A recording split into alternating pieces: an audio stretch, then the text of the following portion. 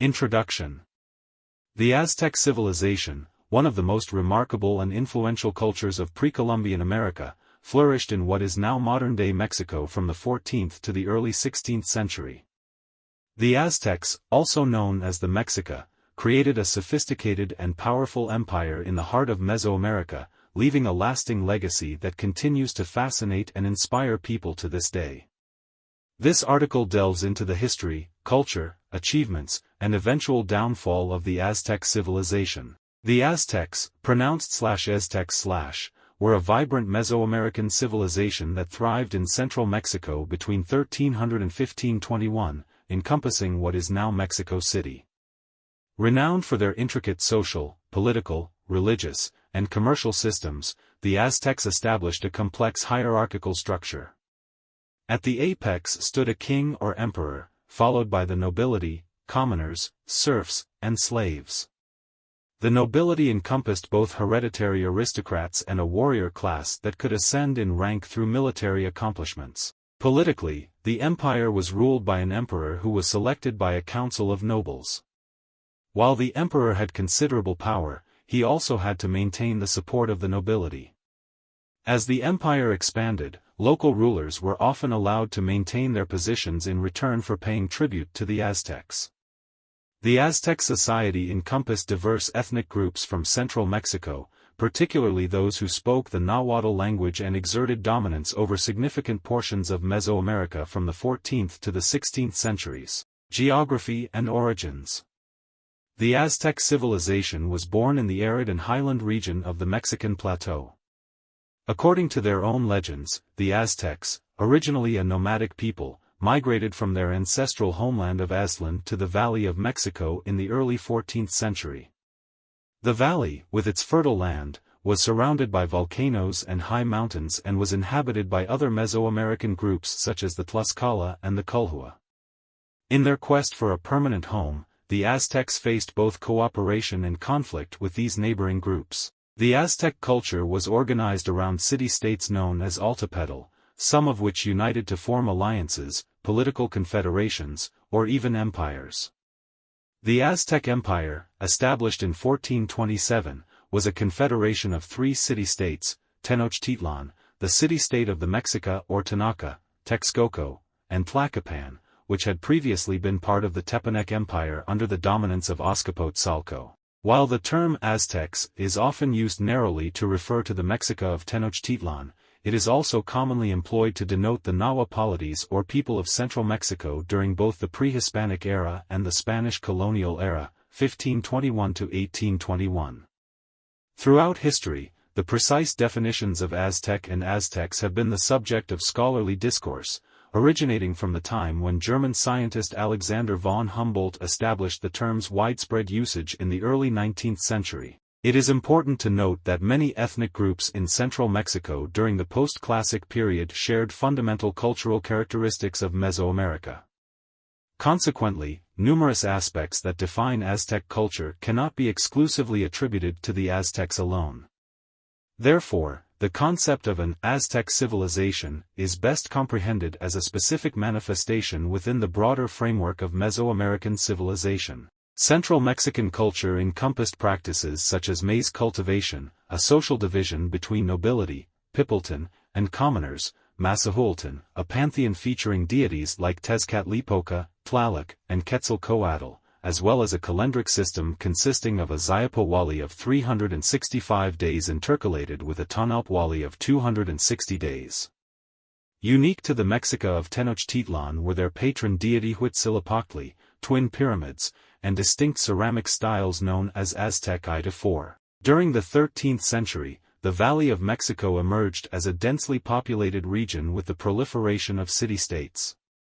Among these city-states were the Mexica, who arrived relatively late to the Valley of Mexico.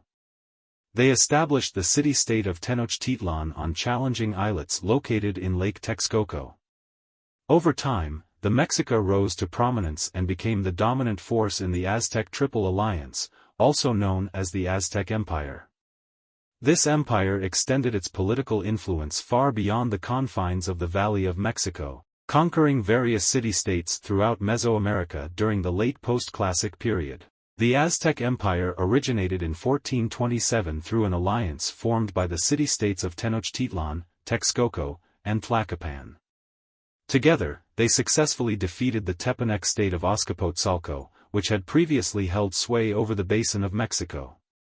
As the alliance solidified, Texcoco and Tlacopan assumed subordinate roles, while Tenochtitlan emerged as the dominant power.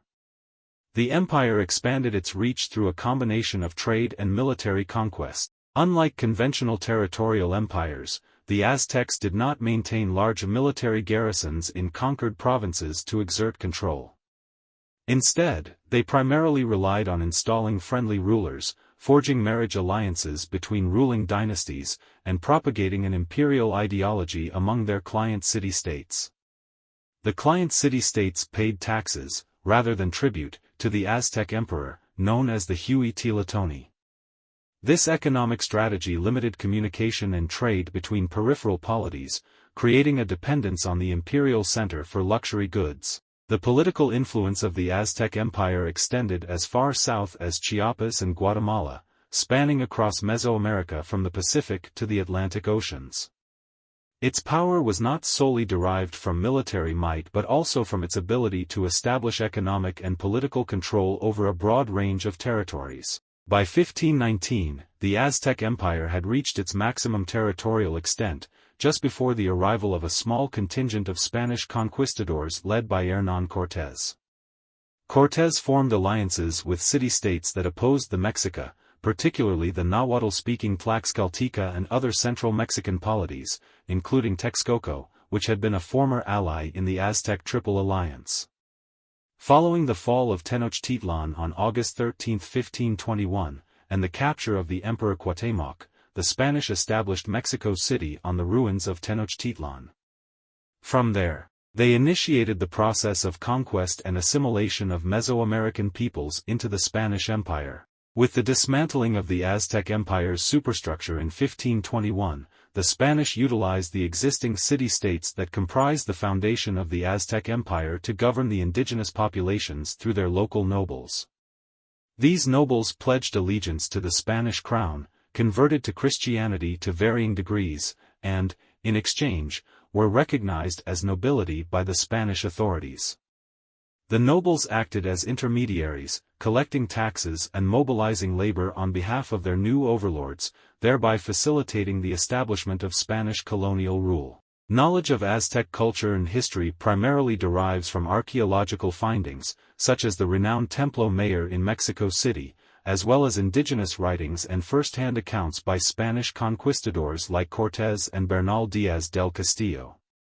Additionally, detailed descriptions of Aztec culture and history were recorded in the 16th and 17th centuries by Spanish clergymen and literate Aztecs in Spanish or the Nahuatl language. One notable work is the Florentine Codex, a 12-volume illustrated bilingual, Spanish and Nahuatl, manuscript created by the Franciscan friar Bernardino de Sahagun in collaboration with indigenous Aztec informants.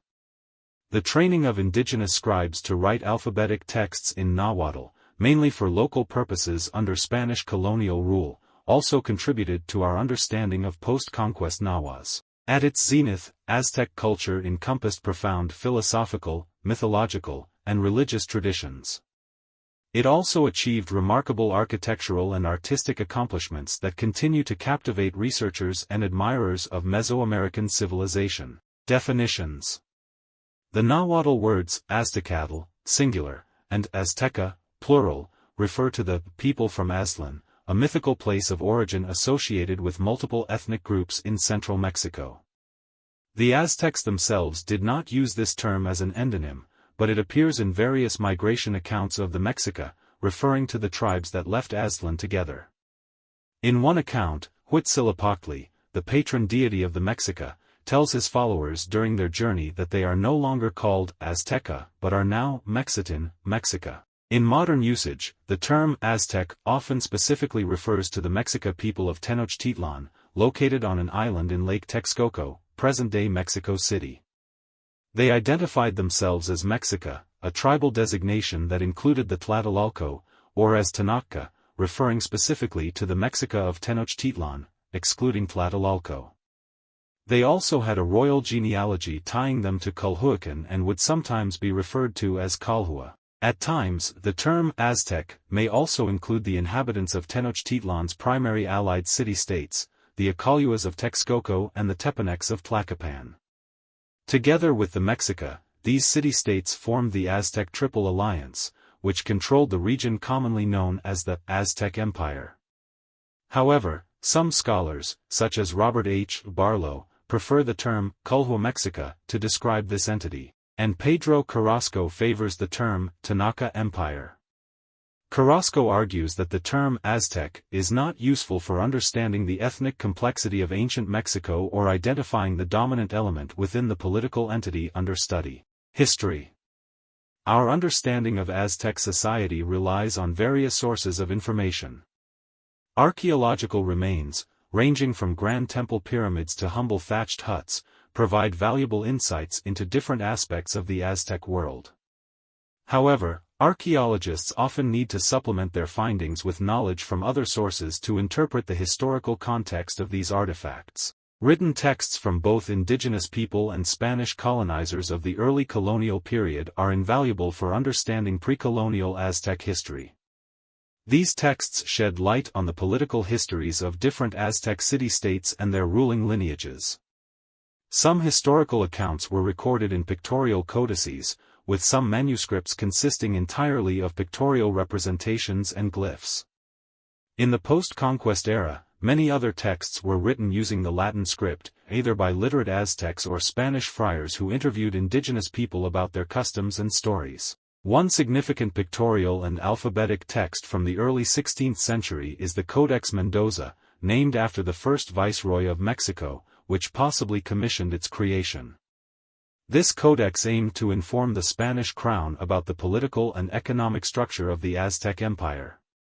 It provides information about the polities conquered by the Triple Alliance, the types of taxes imposed by the Aztec Empire, and the social hierarchy and gender structure of Aztec society. Numerous annals, written by local Nahua historians, also exist, documenting the histories of their respective polities. These annals initially used pictorial representations and later transformed into alphabetic records in the Latin script. Notable native chroniclers and annalists include Quimalpahin of Amacamicachalco, Fernando Alvarado Tezazomac of Tenochtitlan, Alva Ixtloxatl of Texcoco, Juan Bautista Pomar of Texcoco, and Diego Muñoz Camargo of Tlaxcala.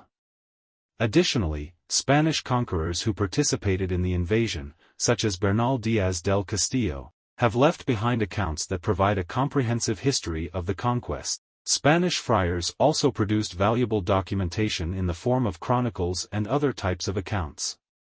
One particularly important figure is Toribio de Benavente Motolinia, one of the first 12 Franciscans to arrive in Mexico in 1524. Another influential Franciscan friar was Fray Juan de Torquemada, author of Monarquía Indiana. Dominican friar Diego Duran extensively wrote about pre-Hispanic religion and also composed a history of the Mexica. The Florentine Codex is an invaluable source of information on various aspects of Aztec religious beliefs, political and social structures, as well as the history of the Spanish conquest from the perspective of the Mexica. Created between 1545 and 1576, this ethnographic encyclopedia was written bilingually in Spanish and Nahuatl by Franciscan friar Bernardino de Sahagun in collaboration with indigenous informants and scribes. It covers a wide range of knowledge about pre-colonial society, including religion, calendrics, botany, zoology, trades and crafts, and history. Contemporary Nahuatl speakers and their cultures and customs also provide insights into what pre-Hispanic ways of life might have been like. Scholars studying Aztec civilization employ scientific and multidisciplinary methodologies, combining archaeological knowledge with ethno-historical and ethnographic information to deepen our understanding of this ancient civilization. Central Mexico in the Classic and Post-Classic. There is ongoing debate regarding whether the ancient city of Teotihuacan was inhabited by Nahuatl speakers or if the Nahua people had not yet arrived in central Mexico during the Classic period. It is widely accepted that the Nahua peoples were not originally indigenous to the highlands of central Mexico but gradually migrated into the region from somewhere in northwestern Mexico. After the decline of Teotihuacan in the 6th century CE, several city-states emerged in central Mexico, and some of them, such as Cholula and Zacacalco, were likely inhabited by Nahuatl speakers. One study has proposed that the Nahuas initially occupied the Bajío area near Guanajuato, which experienced a population peak in the 6th century. Subsequently, the population rapidly declined during a period of drought. This depopulation of the Bajío coincided with the arrival of new populations in the Valley of Mexico, suggesting that this marked the influx of Nahuatl speakers into the region. Mexica migration and foundation of Tenochtitlan. According to ethno-historical sources from the colonial period, the Mexica people themselves recount their migration and arrival in the Valley of Mexico. The term Aztec, Nahuatl Azteca, refers to the people from Aztlán, a mythical place of origin located to the north. It was a term used by various groups who claimed to carry the heritage of this legendary place. The migration narratives of the Mexica tribe describe their journey alongside other Aztec tribes, including the Tlaxcalteca, Tepaneca, and Acalua. However, their tribal deity Huitzilopochtli instructed them to separate from the other Aztec tribes and adopt the name Mexica. Upon their arrival in the Valley of Mexico, numerous Aztec city-states already existed in the region. The most powerful among them were Calhuacan to the south and Azcapotzalco to the west. The Mexica were initially expelled from Chapultepec by the Tepanecs of Azcapotzalco. In 1299, the ruler of Calhuacan, Cocoxtli, granted them permission to settle in the barren lands of Tizapan, where they gradually assimilated into the Calhuacan culture. The noble lineage of Calhuacan traced its ancestry back to the legendary city-state of Tula, and by intermarrying with Calhua families, the Mexica appropriated this lineage. However, they were once again expelled from Calhuacan and compelled to move elsewhere. Legend has it that in 1323, the Mexica people experienced a vision that revealed the location for their future settlement. The vision depicted an eagle perched on a prickly pear cactus, devouring a snake. Inspired by this vision, the Mexica established the city of Tenochtitlan on a small, marshy island in Lake Texcoco, situated within the Basin of Mexico. The commonly accepted year of its foundation is 1325. In 1376, the Mexica royal dynasty was established with the election of Acamapictli as the first Huitzilopochtli, great speaker, of Tenochtitlan. Acamapictli was the son of a Mexica father and a Calhua mother. Tenochtitlan, the jewel of the Aztec Empire. The heart of the Aztec civilization was Tenochtitlan, a city situated on an island in the middle of Lake Texcoco. The city was ingeniously built with an intricate network of causeways and canals. It was adorned with grand temples, bustling markets, and magnificent pyramids. The Aztecs' architectural and engineering prowess was evident in the construction of their impressive structures, the most famous of which was the Templo Mayor, a pyramid dedicated to the god Huitzilopochtli. During the first 5 decades following the establishment of the Mexica dynasty, the Mexica people were under the dominion of Azcapotzalco, a powerful regional force led by Tezozomoc. As part of this arrangement, the Mexica provided warriors to the Tepaneca, allies of Azcapotzalco, for their conquest campaigns in the region.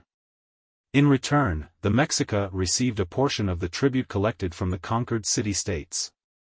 This contributed to the political and economic growth of Tenochtitlan, their capital city. In 1396, Huitzilopochtli, meaning hummingbird feather, the son of Acamapictli, ascended the throne upon his father's death.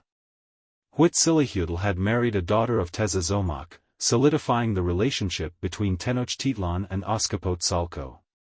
Chimalpopoca, meaning she smokes like a shield, the son of Huitzilopochtli, became the ruler of Tenochtitlan in 1417. In 1418, Azcapotzalco launched a war against the Acalua people of Texcoco, resulting in the death of their ruler, Ixtlilxochtli. Despite the fact that Ixtlilxochtli was married to Chimalpopoca's daughter, the Mexica ruler continued to support Tezozomoc, maintaining loyalty to Azcapotzalco. In 1426, Tezozómoc passed away, triggering a power struggle among his sons for control of Azcapotzalco. It was during this struggle that Ximalpopoca died, likely at the hands of Maxtla, Tezozómoc's son, who saw him as a rival. Early rulers of the Aztec Empire. Moctezuma I Ilhuacamana. In 1440, Moctezuma I Ilhuacamana, meaning, he frowns like a lord, he shoots the sky, was elected as the Tlatoní ruler of Tenochtitlan. He was the son of Huitzilihuatl, the brother of Ximalpopoca, and had previously served as the war leader under his uncle Itzcoatl during the conflict against the Tepanecs. The ascension of a new ruler in the dominant city-state often triggered rebellions among subjected cities, leading them to refuse tax payments. Therefore, new rulers typically commenced their reign with a coronation campaign, which involved quelling rebellious provinces and showcasing their military strength through new conquests. Moctezuma tested the loyalty of cities in the surrounding valley by requesting laborers for the expansion of the Great Temple of Tenochtitlan. Only Chalco refused to provide laborers, resulting in ongoing hostilities between Chalco and Tenochtitlan until the 1450s. Moctezuma then embarked on a reconquest of cities in the Morelos and Guerrero valleys. He also undertook new conquests in the Huaxtec region of northern Veracruz, the Mixtec region of Coixtlahuaca, and significant parts of Oaxaca. Later, he expanded his conquests in central and southern Veracruz, capturing Cosamaloapan, Ahualizapan, and Cuitlaxtlan. During this period, the city-states of Tlaxcala, Cholula, and Huexcinco emerged as significant competitors to the imperial expansion. These cities supplied warriors to the conquered cities, posing a challenge to Moctezuma's rule. As a response, Moctezuma initiated a state of low-intensity warfare against these three cities, engaging in minor skirmishes known as flower wars, Nahuatlzaquiayotl, possibly as a strategy of attrition. Moctezuma also worked towards consolidating the political structure of the Triple Alliance and strengthening the internal organization of Tenochtitlan. His brother Tlacaelel served as his primary advisor, Nahuatl, Cihuacotl, and is credited with implementing significant political reforms during this period. These reforms solidified the power of the noble class. Nahuatl, Pipiltin, established a set of legal codes, and reintroduced conquered rulers in their cities under the fealty of the Mexica Tlatoní, Axayacatl and Tizoc. In 1469, Axayacatl, meaning water mask, ascended to the throne as the ruler of Tenochtitlan. He was the son of Tezozómoc, the son of Itzcoatl, and Atatozli, the daughter of Moctezuma I. Axayacatl embarked on a successful coronation campaign that took him far south of Tenochtitlan to the Isthmus of Tehuantepec, where he conquered the Zapotecs. Additionally, Axayacatl incorporated the independent Mexica city of Tlatelolco, situated on the northern part of the island where Tenochtitlan was located, into his empire. The ruler of Tlatelolco, Moquihuix, was married to Axayacatl's sister, and allegations of mistreatment towards her provided a pretext for bringing Tlatelolco and its important market under the direct control of the Tlatoní, ruler, of Tenochtitlan. Axayacatl further expanded his empire by conquering territories in central Guerrero, the Puebla Valley, the Gulf Coast, and against the Otomi and Matlatzinca in the Toluca Valley. The Toluca Valley served as a buffer zone against the powerful Tarascan state in Michoacán, which became Axayacatl's next target. However, the Aztec forces faced a well-organized defense by the Tarascans during a major campaign in 1478 to 1479 and were ultimately repelled. Axayacatl suffered a resounding defeat in a battle at Tlaxamaloyan, now Tajamaroa, losing the majority of his 32,000 soldiers and narrowly escaping back to Tenochtitlan with the remnants of his army. Upon Axayacatl's death in 1481, his older brother Tizoc assumed the role of ruler. However, Tizoc's coronation campaign against the Otomi of Metztitlan ended in failure, as he lost a major battle and only managed to secure 40 prisoners for the sacrificial ceremony marking his coronation. This display of weakness led to several cities rebelling against Tizoc's rule. Consequently, most of his short reign was spent suppressing rebellions and maintaining control over territories conquered by his predecessors. Tizoc died unexpectedly in 1485, and there are suggestions that he was poisoned by his brother and war leader Ahuitzotl, who succeeded him as the next Tenochtitlan. Tizoc is primarily remembered as the namesake of the Stone of Tizoc, a monumental sculpture, Nahuatl, Tenochtitlan, adorned with depictions of Tizoc's conquests. Ahuitzotl. Following the reigns of Ashayacatl and Tizoc, Ahuitzotl, meaning water monster, their brother and former war leader under Tizoc, assumed the throne. Ahuitzotl's coronation campaign proved successful as it quelled rebellions in the Toluca Valley and resulted in the conquest of Jilotepec and several communities in the northern valley of Mexico. In a subsequent campaign in 1521, he achieved significant victories along the Gulf Coast. One of Ahuitzotl's notable accomplishments was the expansion of the Great Temple of Tenochtitlan. In 1487, he inaugurated the newly enlarged temple. To mark the occasion, the Mexica invited the rulers of their subject cities, who attended as spectators. The inauguration ceremony involved an unprecedented number of war captives being sacrificed. While some sources suggest a figure of 80,400 prisoners sacrificed over 4 days, it is likely that the actual number was smaller, although still numbering in the thousands. It is worth noting that there is no archaeological evidence to support even the most conservative estimates of the massive number of skulls that would have resulted from such sacrifices. Ahuitzotl also undertook construction projects, including the creation of monumental architecture in sites like Calixtlahuaca, Malinalco, and Tepoztlan. In response to a rebellion in the towns of Alahuiztlan and Oxteticpac in northern Guerrero, he ordered the execution of the entire population. These towns were then repopulated with people from the Valley of Mexico. Additionally, Ahuitzotl established a fortified garrison at Oztema to defend the border against the Tarascan state. Final Aztec rulers and the Spanish conquest. Moctezuma II Xocoyotzin is a prominent figure in world history as the Aztec ruler during the Spanish conquest of the empire, which took place over a 2-year campaign from 1519 to 1521. However, his early reign did not foreshadow the fame and challenges he would face. Moctezuma succeeded Ahuitzotl as the ruler and bore the name Xocoyotzin, meaning, he frowns like a lord, the youngest child who is dead as he had lived in life but not death. He was the son of Ashayacatl and had experience as a war leader. Upon assuming power, Moctezuma followed the customary practice of conducting a coronation campaign to showcase his leadership abilities. He launched an attack on the fortified city of Nopalan in Oaxaca and brought the surrounding region under Aztec dominion. Demonstrating his prowess as a warrior, Moctezuma continued the pattern of conquest established by his predecessor.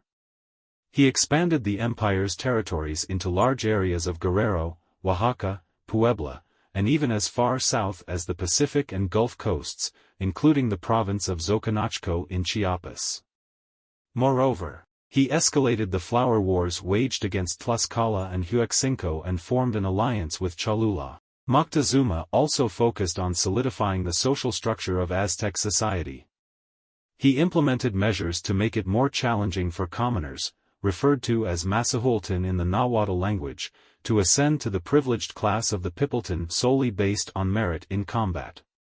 Additionally, he established a stringent sumptuary code that restricted the types of luxury goods that could be consumed by commoners. Please note that the historical account of Moctezuma II's reign and the events surrounding the Spanish conquest remains a topic of debate among historians, and different interpretations exist. In 1517, Moctezuma II received news of the arrival of unfamiliar ships and warriors on the Gulf Coast near Sempoalan. Concerned about these developments, he sent messengers to greet them and gather information, instructing his subjects to keep him informed of any further arrivals. In 1519, Moctezuma learned of the Spanish fleet led by Hernán Cortés, which had landed and was advancing toward Tlaxcala. Cortés formed an alliance with the traditional enemies of the Aztecs. On November 8, 1519, Moctezuma II welcomed Cortés, his troops, and their Tlaxcalan allies on the causeway south of Tenochtitlan. He extended an invitation for them to stay as his guests in the capital city. Tensions escalated when Aztec troops destroyed a Spanish camp on the Gulf Coast. In response, Cortés demanded that Moctezuma execute the commanders responsible for the attack, and Moctezuma complied. The balance of power began to shift in favor of the Spaniards, who effectively held Moctezuma as a prisoner within his own palace. As this shift became apparent to Moctezuma's subjects, the presence of the Spaniards in the capital city became increasingly unwelcome. In June 1520, hostilities erupted, leading to the massacre in the Great Temple and a significant uprising of the Mexica people against the Spanish forces. Amid the fighting, Moctezuma met his demise, with conflicting accounts suggesting he was either killed by the fleeing Spanish or by the Mexica themselves, who viewed him as a traitor. It's important to note that the events surrounding Moctezuma II's interactions with Hernán Cortés and the circumstances of his death remain subjects of historical debate, and different interpretations exist. Political and social organization. Nobles and commoners. The Aztec society was divided into different social classes, each with its own privileges and responsibilities. At the top of the social hierarchy were the pipiltin, or nobility. Membership in this class was hereditary and bestowed certain advantages. Nobles had the privilege of wearing exquisite garments and indulging in luxury goods. They also owned land and had the authority to command labor from the commoners. The most influential nobles, known as lords or tuctin in the Nahuatl language, possessed noble estates, held prominent governmental positions, or served as military leaders. Nobles constituted approximately 5% of the population. The second class was comprised of Masahualtin, who were originally peasants but later included individuals from lower working classes. Eduardo Noguera estimates that, in later periods, only 20% of the population engaged in agricultural and food production. The remaining 80% consisted of warriors, artisans, and traders. Over time, many Masahualtin specialized in arts and crafts, which became an important source of income for the city. Some Masahualtin faced the possibility of enslavement, known as tlacotin in the Nahuatl language, if they sold themselves into the service of a noble due to debt or poverty. However, enslavement was not an inherited status among the Aztecs. Certain Masahualtin worked directly for lords, known as mayek, while the majority of commoners were organized into calpalas, which provided them with access to land and property. Commoners had the opportunity to attain privileges similar to those of the nobles by demonstrating prowess in warfare. When a warrior captured an enemy, he earned the right to use specific emblems, weapons, or garments. As the number of captives increased, so did the warrior's rank and prestige. It's important to note that the social structure of the Aztec society was complex, and various factors, such as occupation, achievements, and connections, could influence an individual's status within their respective class. Family.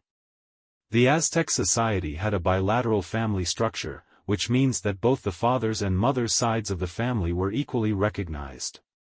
In terms of inheritance, property and wealth were passed down to both sons and daughters. This system granted women the ability to own property and enjoy economic independence from their spouses. However, despite this relatively equal inheritance system, Aztec society maintained distinct gender roles for men and women. Men were expected to engage in various occupations outside the household, such as farming, trading, craftsmanship, and warfare. On the other hand, women were primarily responsible for domestic affairs. Nevertheless, women also had opportunities to work outside the home in roles such as small-scale merchants, doctors, priests, and midwives. While warfare held significant prestige in Aztec society, women's work was metaphorically considered equivalent to warfare and held equal importance in maintaining the balance of the world and pleasing the gods. Some scholars have characterized Aztec gender ideology as one of complementarity, where gender roles were separate but equal, rather than a strict gender hierarchy. Within the noble class, marriage alliances were often employed as a political strategy. Lesser nobles would marry daughters from more prestigious lineages, and the status inherited by their children would elevate their own standing. Nobles frequently practiced polygamy, with lords having multiple wives. However, polygamy was not as common among the commoners, and there are sources that suggest it may have been prohibited. It's important to note that specific practices and customs regarding gender roles and marriage alliances could vary within Aztec society, and interpretations of Aztec gender ideology may vary among scholars. Altepetl and Calpali. The primary political unit in Aztec society was the city-state known as the Altepetl, which translates to water mountain in the Nahuatl language. Each Altepetl was governed by a Tlatonani, who held authority over a group of nobles and a population of commoners.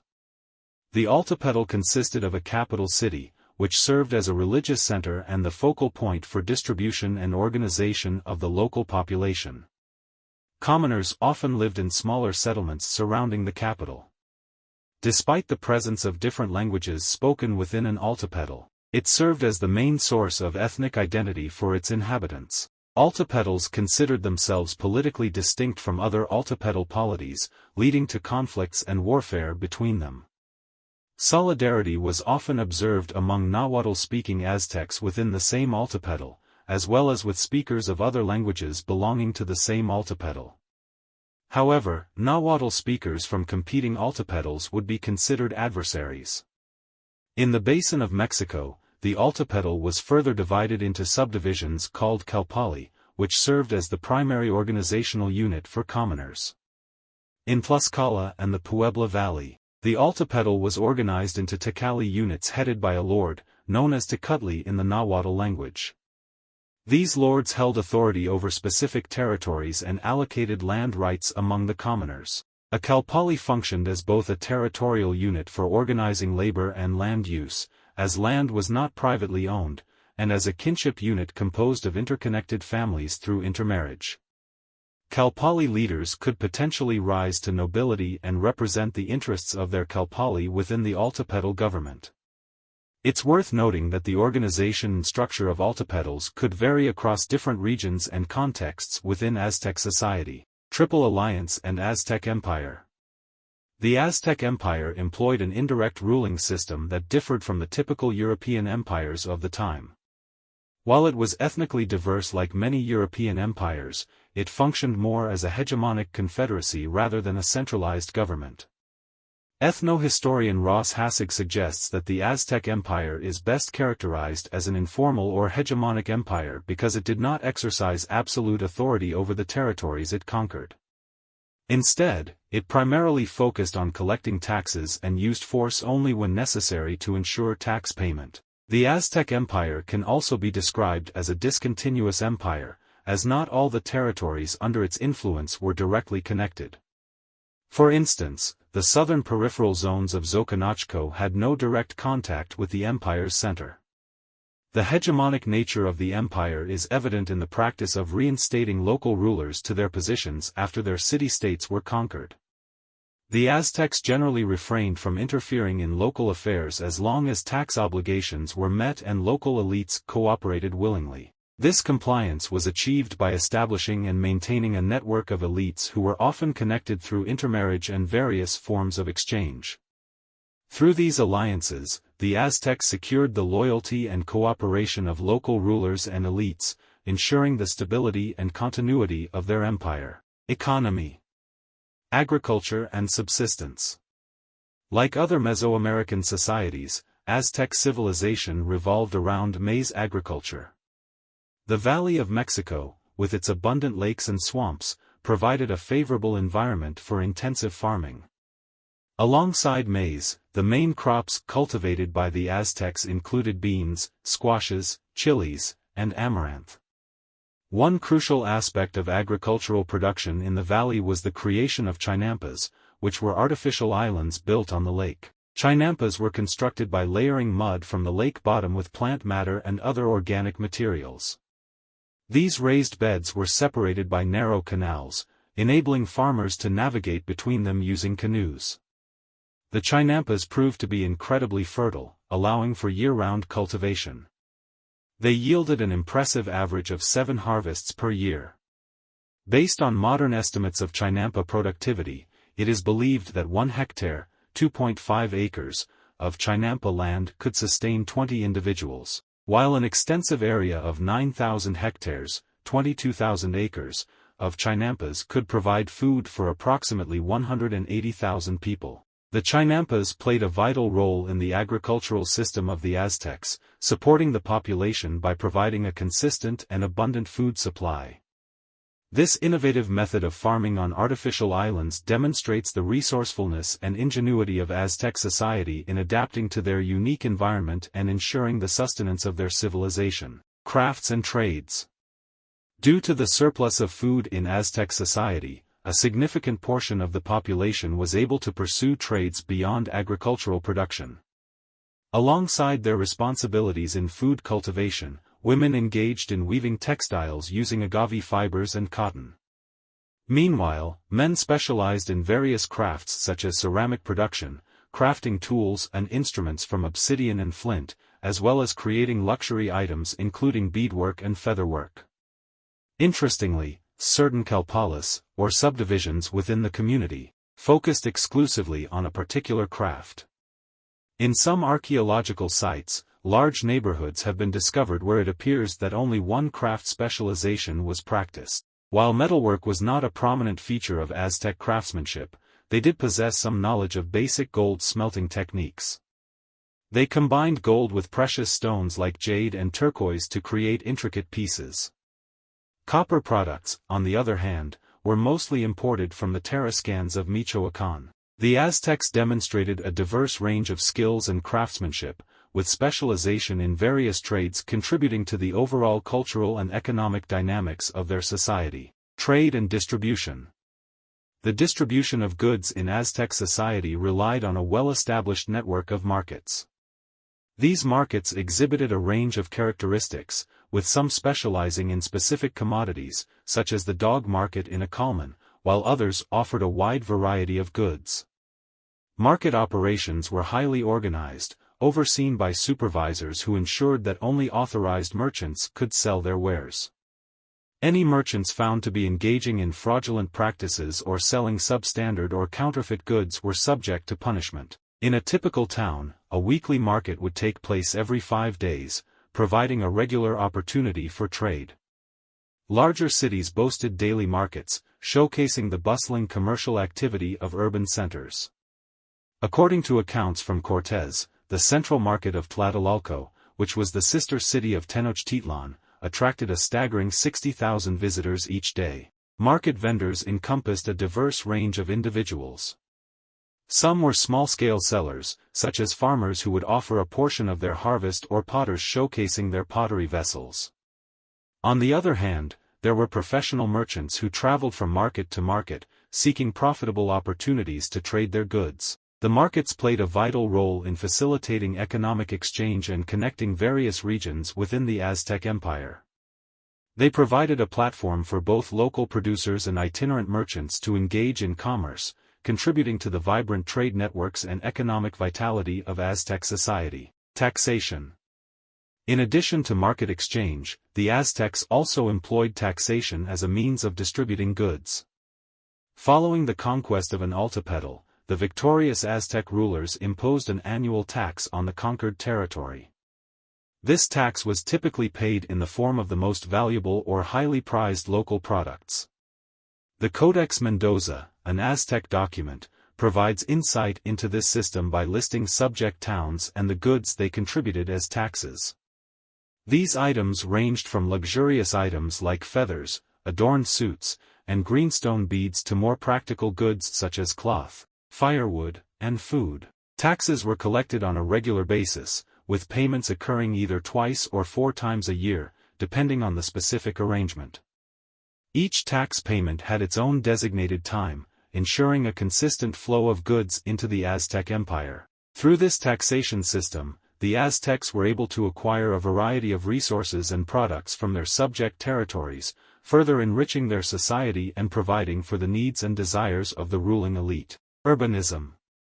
Aztec society was characterized by the fusion of a modest agrarian rural heritage with the emergence of a sophisticated urbanized civilization.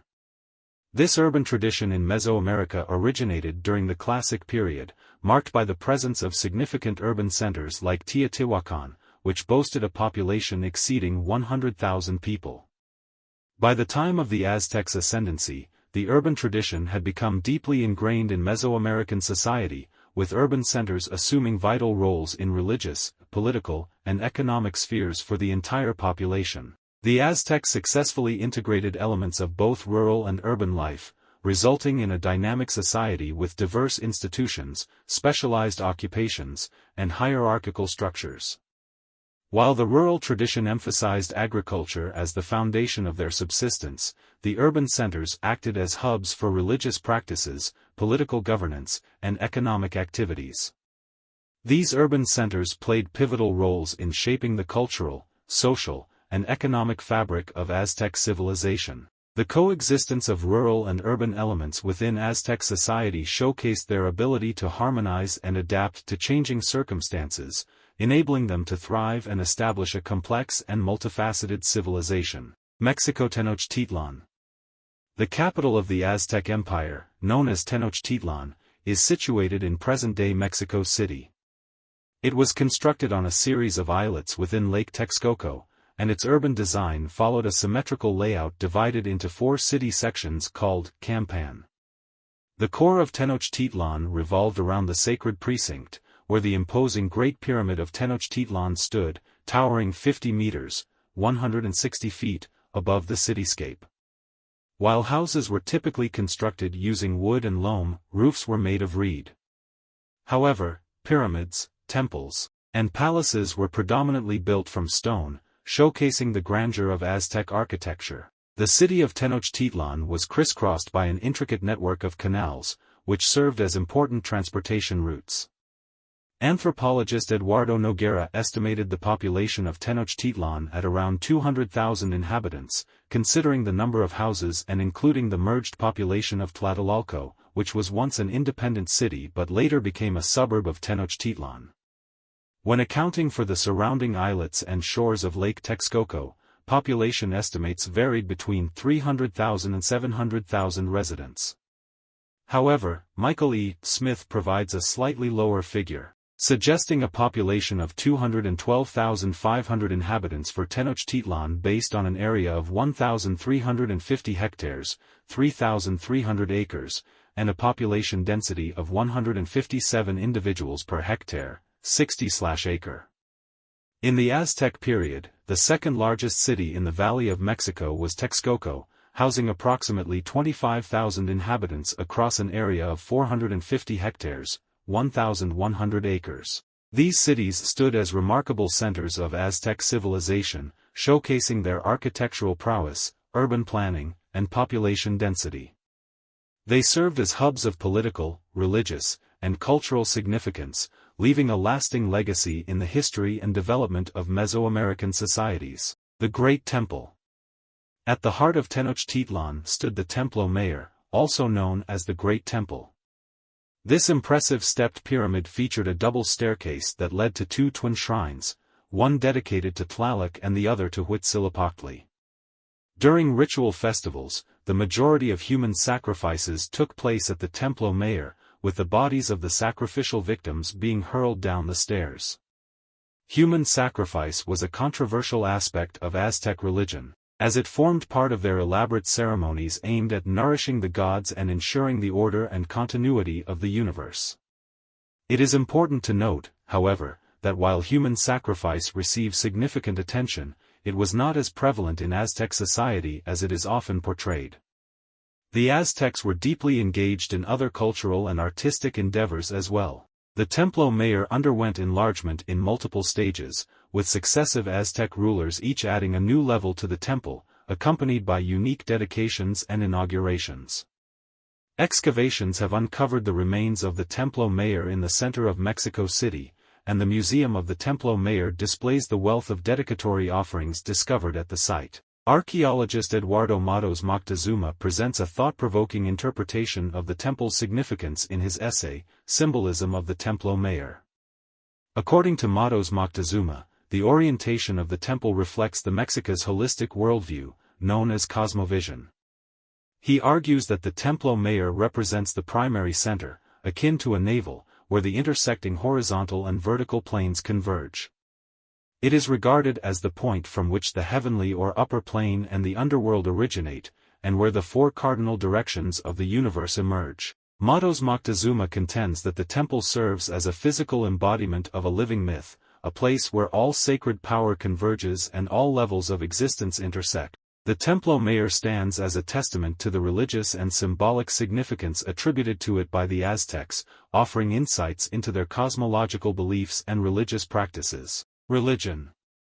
Nahua metaphysics revolve around the concept of Teotl, which refers to a singular, dynamic, and continuously self-generating sacred power, energy, or force. This belief system manifests as a form of monistic pantheism, with Ometeotl as the supreme god and a diverse pantheon of lesser gods representing natural phenomena like stars and fire. The monistic perspective was predominantly held by priests and the educated upper classes, while the polytheistic and mythological aspects were embraced by the uneducated followers of the popular religion. Similar to other indigenous Mesoamerican civilizations, the Aztecs placed significant ritual importance on calendrics.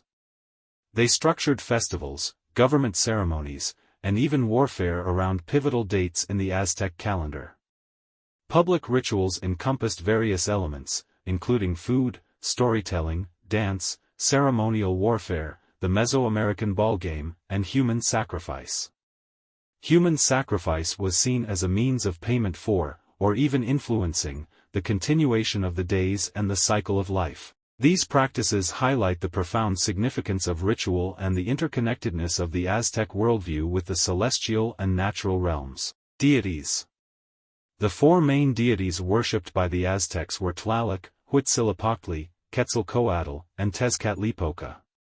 Tlaloc is a rain and storm deity, Huitzilopochtli, a solar and martial deity and the tutelary deity of the Mexica tribe, Quetzalcoatl, a wind, sky, and star deity and cultural hero, and Tezcatlipoca, a deity of the night, magic, prophecy, and fate. The Great Temple in Tenochtitlan had two shrines on its top, one dedicated to Tlaloc, the other to Huitzilopochtli. The two shrines represented two sacred mountains. The left one was Tenochtitlan, the hill of sustenance, whose patron god was Tlaloc, and the right one was Cotepec, whose patron god was Huitzilopochtli. Mythology and worldview.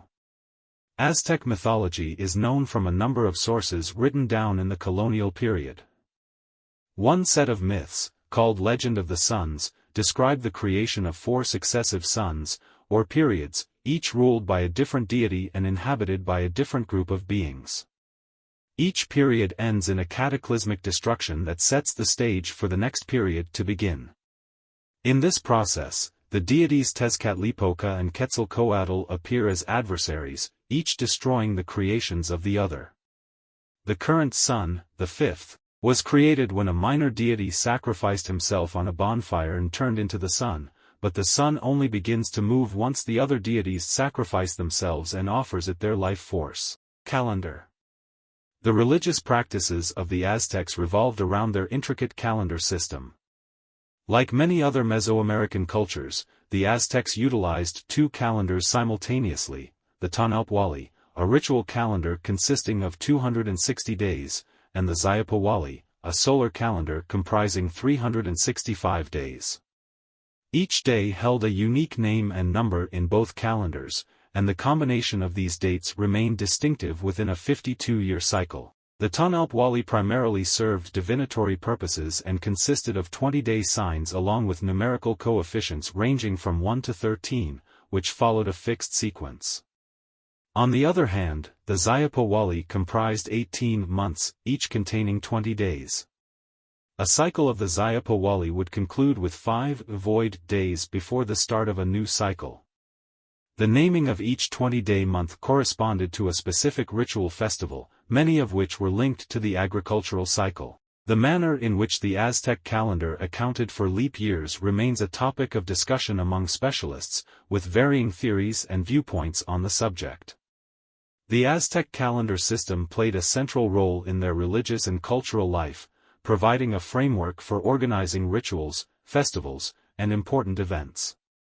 It reflects the complex understanding of time and the cyclical nature of existence within Aztec cosmology. Artistic and cultural output. The Aztec greatly appreciated the Toltecatl, arts and fine craftsmanship, of the Toltec, who predated the Aztec in central Mexico. The Aztec considered Toltec productions to represent the finest state of culture. The fine arts included writing and painting, singing and composing poetry, carving sculptures and producing mosaic, making fine ceramics, producing complex featherwork, and working metals, including copper and gold. Artisans of the fine arts were referred to collectively as Tolteca, Toltec. Writing and iconography. Unlike the Maya, the Aztecs did not possess a fully developed writing system. However, they did employ a writing system that combined logographic signs with phonetic syllable signs, similar to the writing systems used by the Maya and Zapotec civilizations. Logograms involved the use of images or symbols to represent entire words, such as depicting a mountain to signify the word Tepetl, meaning mountain. Additionally, phonetic syllable signs were utilized, where an image, like a tooth, tlantli, represented the syllable tla in words unrelated to teeth. By combining these principles, the Aztecs could represent the sounds of names of individuals and places. When it came to conveying narratives, the Aztecs relied on sequences of images. They employed various iconographic conventions to convey meaning, such as using footprints to represent paths or depicting temples on fire to symbolize conquest events. These visual representations allowed for the communication of stories and events within their society. While the Aztec writing system was not as elaborate as that of the Maya, it still provided a means for recording and representing information, particularly in terms of names and visual narratives. It demonstrates the Aztecs' ability to convey meaning through a combination of logographic and phonetic elements in their communication methods. Ceramics. The Aztecs produced ceramics of different types. Common are orange wares, which are orange or buff burnished ceramics with no slip. Red wares are ceramics with a reddish slip. Painted art. Aztec painted art was produced on animal skin, mostly deer, on cotton lienzos and on amati paper made from bark, e.g., from Trima micrantha or Ficus aurea. It was also produced on ceramics and carved in wood and stone. Sculpture. Sculptures were carved in stone and wood, but few wood carvings have survived. Aztec stone sculptures exist in many sizes from small figurines and masks to large monuments, and are characterized by a high quality of craftsmanship. Featherwork. An especially prized art form among the Aztecs was featherwork, the creation of intricate and colorful mosaics of feathers, and their use in garments as well as decoration on weaponry, war banners, and warrior suits. Language and place names. The Nahuatl language is today spoken by 1.5 million people, mostly in mountainous areas in the states of central Mexico. Mexican Spanish today incorporates hundreds of loans from Nahuatl, and many of these words have passed into general Spanish use, and further into other world languages. The fall of the Aztec Empire. The arrival of Spanish conquistadors, led by Hernán Cortés, in 1519 marked the beginning of the end for the Aztec civilization. The conquistadors exploited internal divisions among the indigenous peoples, allied with rival groups, and introduced new diseases, such as smallpox, that devastated the Aztec population. After a prolonged and brutal conflict, Tenochtitlan fell to the Spanish in 1521. The once mighty Aztec Empire crumbled, and the city was razed to the ground. With the destruction of their capital, the Aztec civilization ceased to exist as an independent entity. Conclusion. The Aztec civilization, with its remarkable achievements and complex culture, left an indelible mark on the history of Mesoamerica. Their story is a reminder of the rise and fall of great empires, the clash of cultures, and the enduring power of human ingenuity and creativity. Today, the legacy of the Aztecs can be seen in the art, architecture, and traditions of modern Mexico, serving as a testament to the enduring influence of this ancient civilization.